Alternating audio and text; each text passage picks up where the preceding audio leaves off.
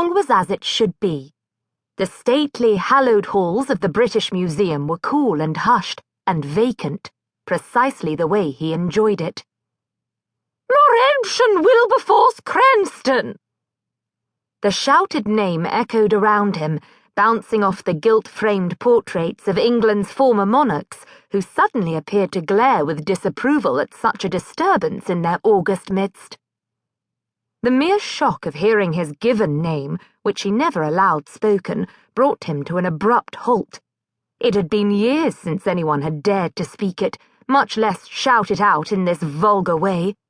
The 9 syllables, enunciated just so, reminded him of Eton, where he'd bloodied more than a few noses over just such a taunt.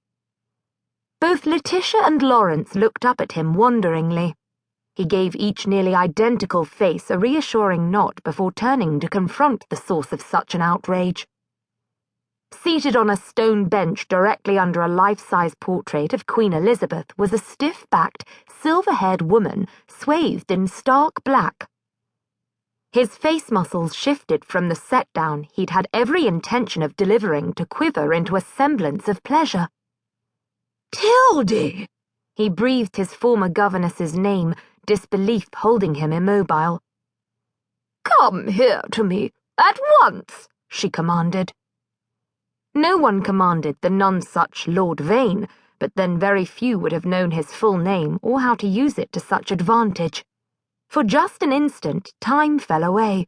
He did as he was bid, crossing the marble floor with the twins dutifully following in his wake. Tildy's dark eyes were as full of intelligence as they had been 20 years earlier.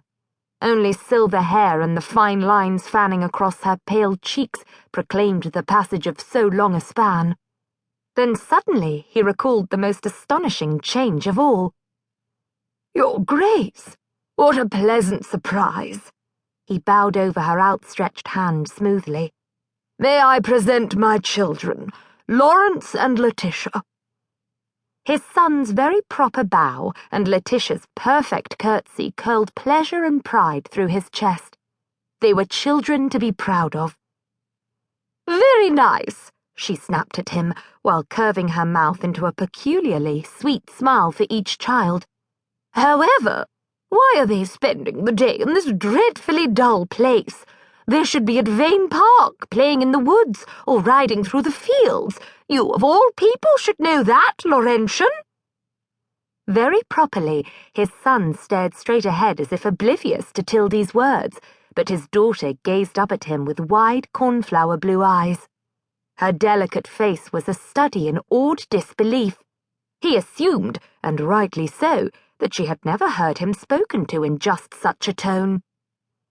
His old governess's leveller didn't faze him, for he expected nothing but her straightforward honesty. Time could never dull the memory of this woman who had descended upon Vane Park and opened up the world for the first time, beyond his mother's stuffy sick-room and his father's sombre library. "The children have just arrived from the country, Your Grace," he returned with just the right touch of composure. "The little season is the perfect time to bring the children, as it fits into the course of study I've laid out for them." "Never did cure you of your obsessive need for orderliness, did I?" she sniffed. "More's the pity, although I still hold out hope it can be accomplished one day." Even Lawrence could no longer maintain his proper stoic facade. His set mouth quivered as he slid his father an entranced glance from the corner of his eyes. A man used to control by a flick of his head, Vane did so now. "Children, there are very fine examples of Flemish art at the end of the hall. Your tutor will be questioning you later."